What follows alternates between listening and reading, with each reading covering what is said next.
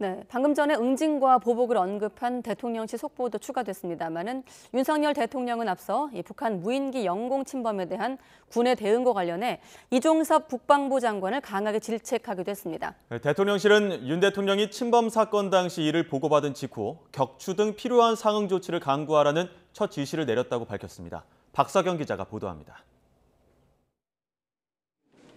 북한 무인기가 영공을 침범한 이튿날, 김성한 국가안보실장 주재로 긴급 안보 상황 점검회의가 열렸습니다.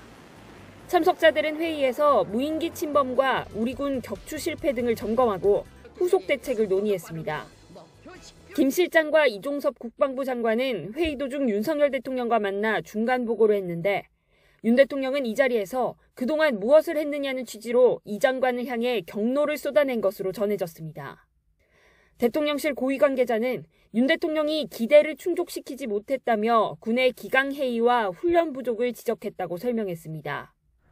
대통령실은 또 무인기 침범 당일 군사 대응을 최우선으로 하느라 국가안전보장회의 NSC가 열리지는 않았다고 해명하면서 윤 대통령이 초기 대응을 위한 상응 조치를 지시했다고 밝혔습니다. 무인기 한 대가 내려왔을 때 우리는 2대, 3대 올려보낼 수 있게 하라.